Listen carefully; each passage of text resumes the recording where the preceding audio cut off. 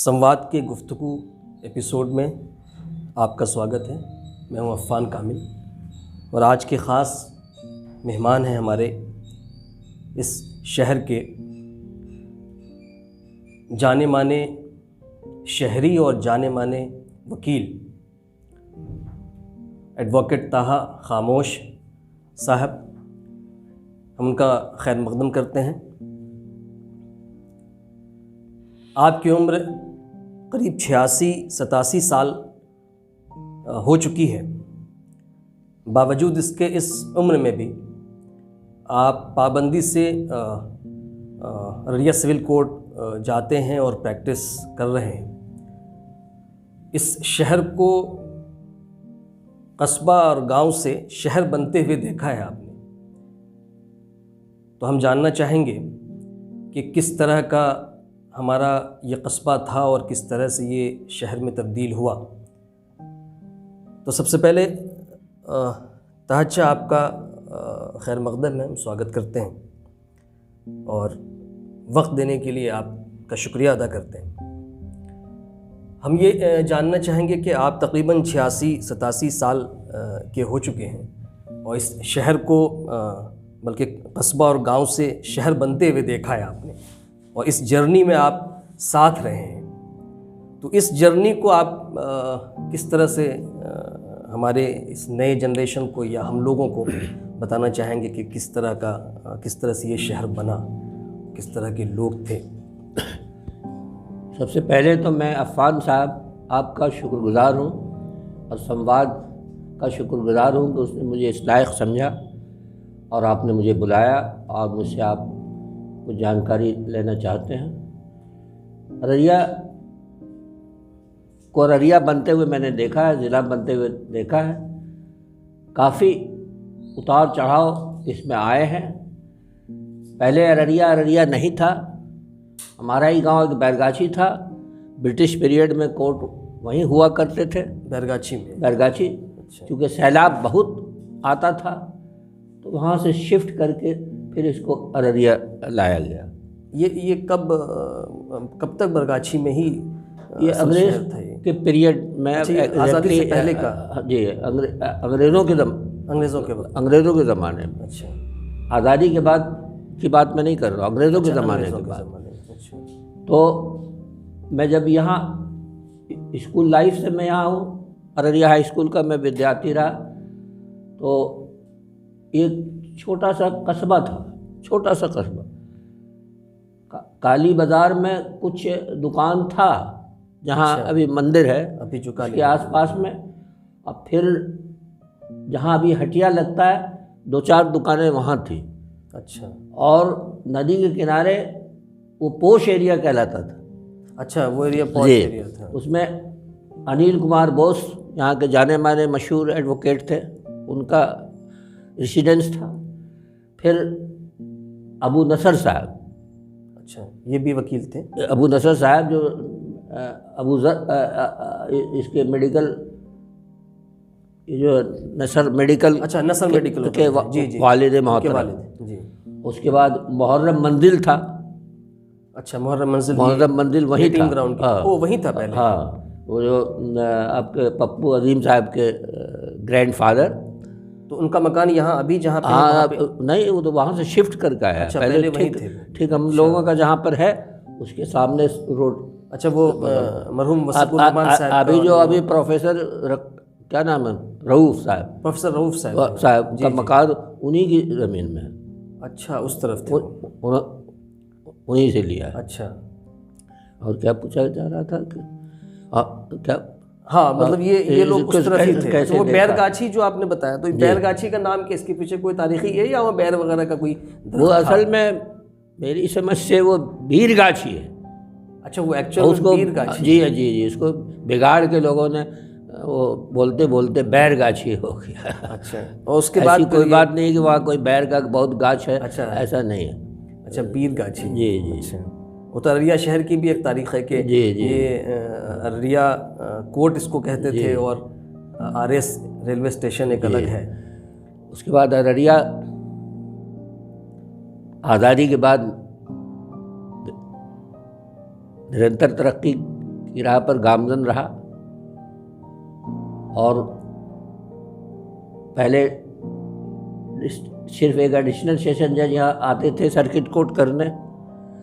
उसके बाद फिर हम लोगों ने बहुत जद्दोजहद किया, फिर ज़िला बनाओ संघर्ष कमेटी के भी हम एक एक्टिव मेंबर थे।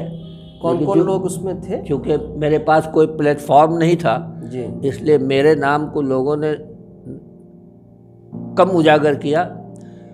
हालांकि ज़िला बनाओ संघर्ष समिति में हम जेल भी गए थे। अच्छा, जेल भी गए थे। तो कमेटी में कौन कौन लोग थे उसमें? एक्टिव जो अनिल बाबू ही बोस। ज़्यादा एक्टिव थे। उसके बाद उन्होंने, चूँकि वाइस चेयरमैन नोटिफाइड एरिया था उस वक्त, वाइस चेयरमैन हंसराज जी हुआ करते थे, तो उनको उन्होंने कन्वेयर में बना दिया। अच्छा, वरना उसमें मुझसे ज़्यादा एक्टिव शायद कोई रहा हो, मैं दावे के साथ कहता हूँ। मैंने हड़तालें कराई कई बार। तो आप किसी छात्र संगठन वगैरह से भी जुड़े हुए थे? हम यूथ कांग्रेस के प्रेसिडेंट भी रहे। अच्छा, आप यूथ को प्रखंड। अच्छा, कब की बात है, किस सन के आसपास की? तब ये करीब आपको 55-56 की बात। 55-56 की बात जी। अच्छा, 54। नेहरू जी के वक्त की बात है। जी जी, नेहरू जी को भी मैंने खुद देखा है। अच्छा, जब पटना लॉ कॉलेज में पढ़ता था, गोल्डन जुबली उसका मनाया गया था। अच्छा, तो मैं छात्र यूनियन में भी कुछ किसी पद पर था। अच्छा, तो जो उनको डिनर दिया गया था, तो I was there, I took tea with him. अच्छा, Indira Gandhi was also with him. यहाँ अरिया नहीं, ये Patna law Patna college campus में। अच्छा, इंदिरा गांधी जी। आपने लॉ कहाँ से किया है? हमने पटना लॉ कॉलेज से लॉ अच्छा, किया। Patna university, Patna law college. जी जी। अच्छा, तो इंदिरा गांधी जी भी उनके साथ थी। फिर एक मीटिंग हुई थी गांधी मैदान में ही, मीटिंग हुई थी गांधी मैदान में, वहाँ से जो गए थे। अच्छा, वहाँ भी मैं गया था। तो जब भीड़ अनरूली होती थी तो नेहरू जी बड़े वसीले थे। अच्छा, वसीले एक रॉल हाथ में होता था, चूड़ीदार पाजामा और शेरवानी, अच्छा, टोपी। तो वो मंच से कूद रहे थे अच्छा, लोगों को ये करने के लिए, रोकने के लिए, रोकने के जो लिए। फैन फॉलोइंग इंदिरा रहा। जी उनको पीछे से खींच रही थी। ये नज़ारा भी मैंने देखा है। अच्छा, मेरे फ़खरुद्दीन अली अहमद साहब के साथ मेरी मुलाकात है, वो आज़ाद एकेडमी आए थे। अच्छा, और कृष्णा मैनन के साथ सेंट व्हीलर हाउस में, पटना में सेंट व्हीलर हाउस है यूनिवर्सिटी जी। का, वहाँ इसी तरह फर्श पर बैठकर हम लोगों ने गुफ्तगू की है। मतलब कि छात्र मतलब कि स्टूडेंट लाइफ से ही आप इन्वॉल्व रहे हैं। वकालत कब से शुरू की आपने? वकालत में 1963 में आया। 1963 से आपने शुरू किया? जी। तो ये अररिया सिविल कोर्ट में ही है आप? और उसके बाद उस वक्त हम समझते हैं कि 100 मेंबर भी नहीं होंगे हम लोग उस वक्त जब मैंने उस वक्त। और कुछ नाम जो उस वक्त आपके साथ थे? उस वक्त मेरे साथ जैसे जहीर बाबू थे, अबू नसर साहब थे, उसके बाद हरीलाल झा थे, उसके बाद आपको बताया हुए सूर्यकांत मिश्रा थे, उसके बाद सूर्यकांत सूर्या, जी। उसके बाद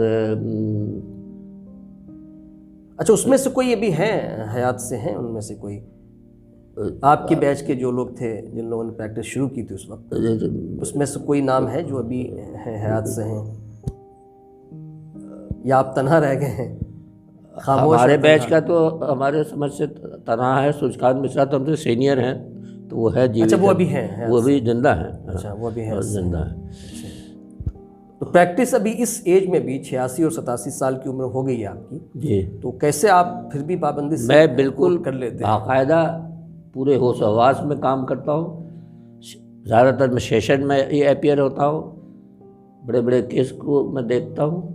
आप क्रिमिनल इसके हैं या सिविल के हैं? आप क्रिमिनल केसेस देखते हैं या सिविल? ज़्यादा मैं क्रिमिनल ही केसेस देखता हूँ। सिविल में नहीं के बराबर जाता हूँ। अच्छा, कोई अपना काम रहा जी तो जाता हूँ। तो कैसे आप फिट कैसे हैं इस एज में भी? मतलब क्या दिन का कोई ख़ास शेड्यूल है जो फॉलो कर रहे हैं आप, या फिर अच्छे ख्यालात, अच्छे विचार? अच्छा, पॉजिटिव सोच जो है वो पॉजिटिव सोच ही मेरी एनर्जी है एक तरह से। हाँ, एनर्जी है। और आप यकीन मानिए, मैं जब सोने से पहले मैं सारे आलम के लिए दुआ खैर मांगता हूँ। पूरी दुनिया के लिए, पूरी आप खैर दुनिया की दुआ के लिए मांगते हैं। खैर की दुआएं मांगता हूँ। कुरान के चंद आयत को भी पढ़ता हूँ, कलमा पढ़ता हूँ, फिर सबों के लिए दुआएं मांगता हूँ, तब मैं सोता हूँ। आज भी लगता है कि इसी का असर हुआ। मैंने लास्ट में कहा था कि अल्लाह मुझे मीठी नींद दे रहा। कभी कभी परेशानी होने लगती जी है बार जी बार, जी, तो लगता है कि उसी का असर था कि आज मैं 10 बजे तक सोया रह गया। कितना मुतमईन है आप अपने इस सफ़र से जो 86 साल? I am totally satisfied with my life. I have everything. God bestowed me with all the facilities, all the amenities.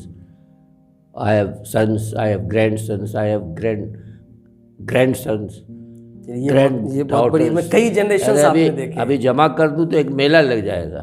मतलब कई जनरेशन आपने देखे। अगर मौका मिला तो आपको जी एक तकलीफ दूंगा। मेरे जितने बाल बच्चे पोते पोतियाँ हैं, आप हैरतज़दा हो जाएंगे। ये बड़ी बात है कि आदमी इतने लंबे सफ़र के बावजूद। अच्छा, ये जो नई जनरेशन है जो आपके सामने बड़ी हो रही है एक तरह से, या ये नया शहर और नए लोग, कितना ऐसा लग रहा है कि आगे की जो ये इस शहर का एक इतिहास भी रहा है कि ये सद्भावना का प्रतीक माना जाता है ये शहर शुरू से।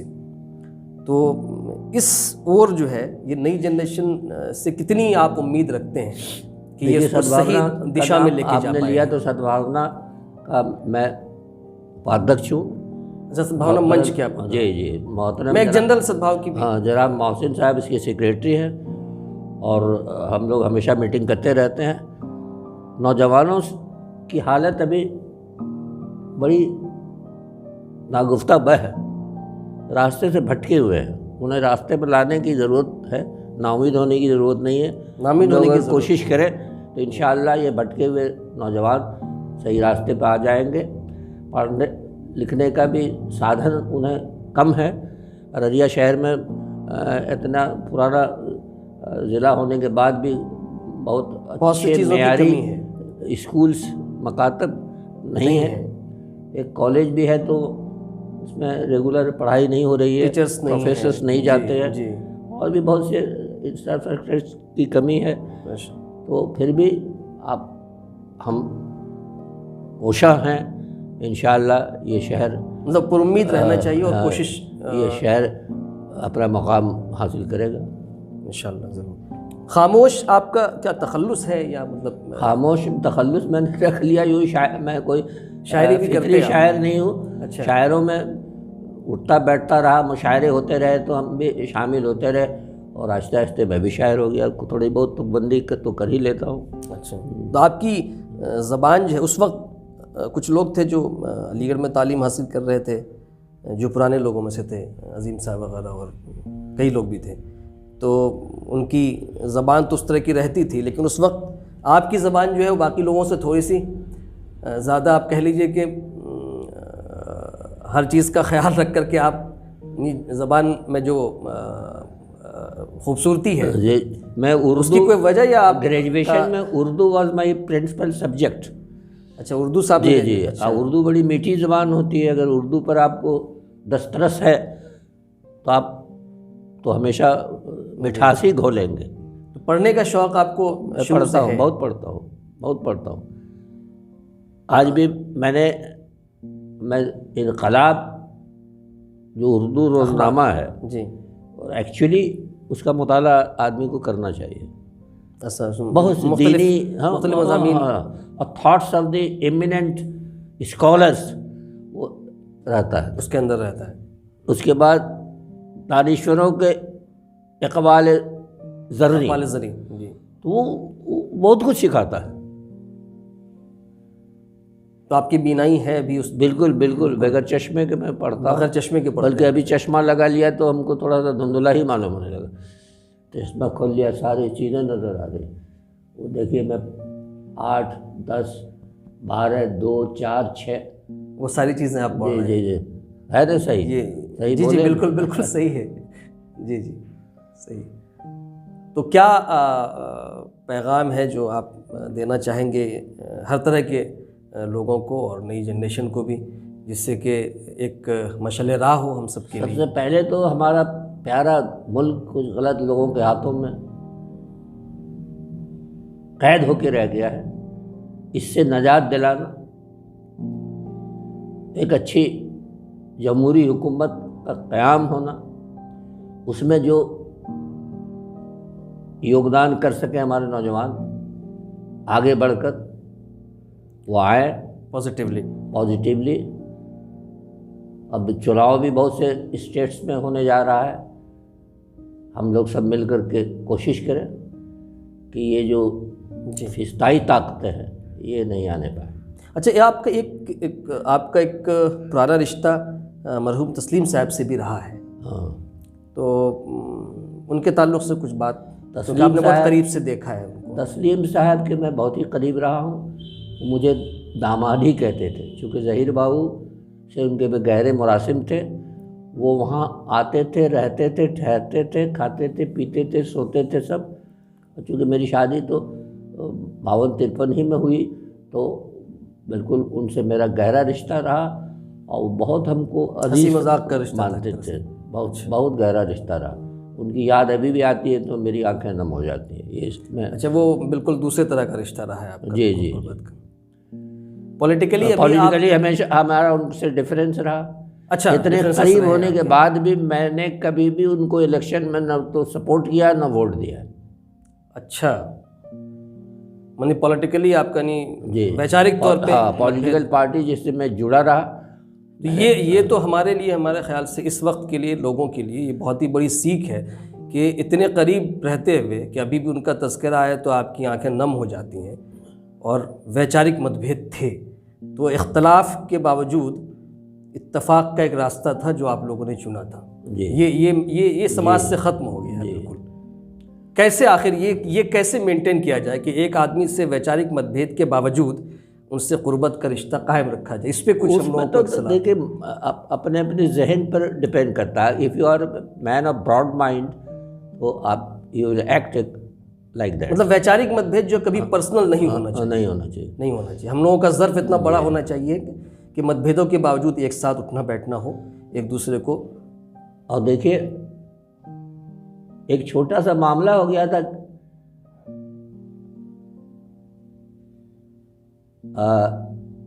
या कुआड़ी जो जगह कुर्सा काटा जी काटा में जी। तो उस वक्त, अच्छा, बहुत पहले की बात है। हाँ, उसको लोगों ने अजीब रंग दे दिया।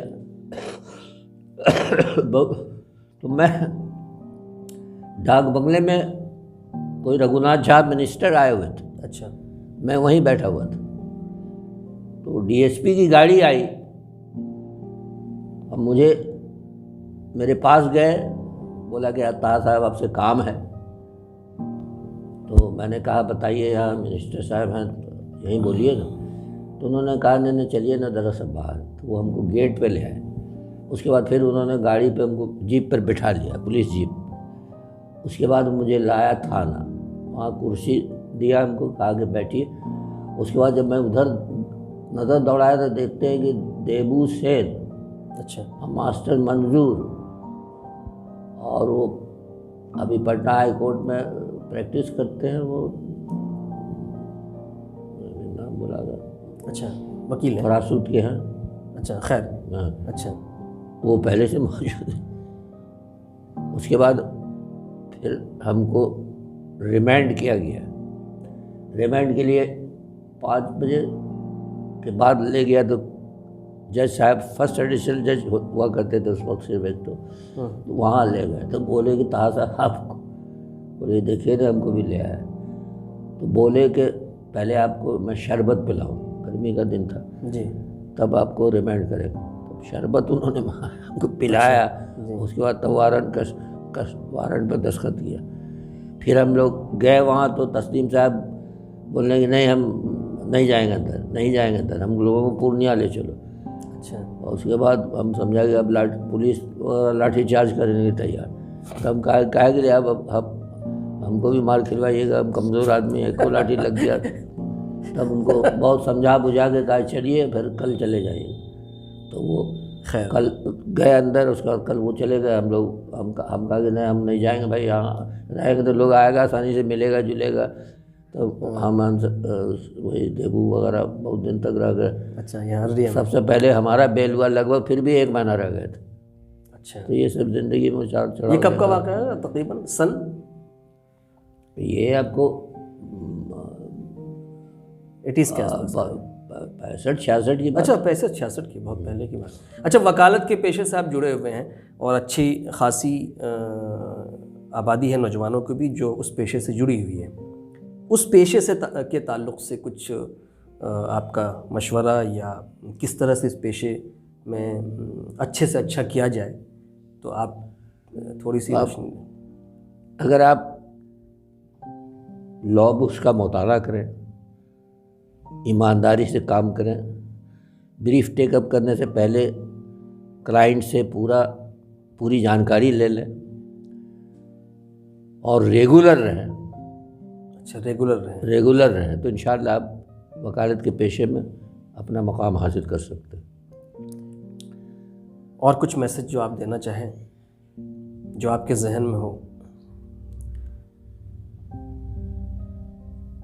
समाज की बेहतरी के लिए, हम सब के लिए? एक तो पॉजिटिव थिंकिंग की बात। जी जी, मैं कहना चाह रहा हूँ, वो कौन है जिन्हें गुनाह करने की मिल गई फुर्सत, या तो नेकी भी करने को ज़िंदगी कम है। ओह, मतलब इतने काम हैं खैर के कि वक्त की कमी है। जैसे और है ना, लोग जी कौन है जिन्हें मिल गई लड़ने झगड़ने की, या तो मिल बैठने को भी ज़िंदगी कम है। उसी बहुत इस पर मैंने ये कहा, तो लोग नेकी करें, इसकी नेकी करने की भी फुर्सत नहीं है। लड़ाई गुनाह करने का कहाँ से वक्त लोगों को मिल जाता है। सही, जो आदमी इंगेज है अच्छे कामों में, उनके पास वक्त नहीं है कि वो छोटी मोटी बातों में या किसी के पर्सनल उन चीज़ों में इंटरफेयर करेगा और गलत चीज़ों की तरफ जाएगा। तो बहुत बहुत शुक्रिया आपका कि आपने उन बातों से हम लोगों को अवगत कराया। कि आपसे एक बहुत बड़े शायर का नौजवान, उठाओ तेशे इदराक अहले फ़िक्र ज़रा। आप लोग अहले फ़िक्र है ना, उठाओ तेशे इदराक अहले फ़िक्र ज़रा, नए दिमाग तराशो नई सदी के लिए। जी, ये दिमाग तराशे का तो काम आप लोग कर ही रहे हैं। तो ये एक बहुत बड़ी बात होगी। बस आपसे दरख्वास्त है कि आप अपनी दुआओं में वैसे भी हर रोज़ याद रखते हैं पूरी दुनिया। मैंने बता ही दिया, ये मेरा रोज़ का मामूल है बरसों से। तो हम ये चाहेंगे कि ये दुआ और लंबी उम्र तक मिलती रहे हम लोगों को इंशाअल्लाह। और आप जितने दिन भी आप हैं, और हम लोग को ये मौका मिले कि हम लोग आपसे मुस्तफ़ीद भी हों और आपकी खिदमत भी करते रहें। तो आप देख रहे थे द संवाद, और हमारी गुफ्तगू चल रही थी जनाब तहा खामोश साहब से। तो देखते रहिए, जुड़े रहिए द संवाद से। जय हिंद, शुक्रिया।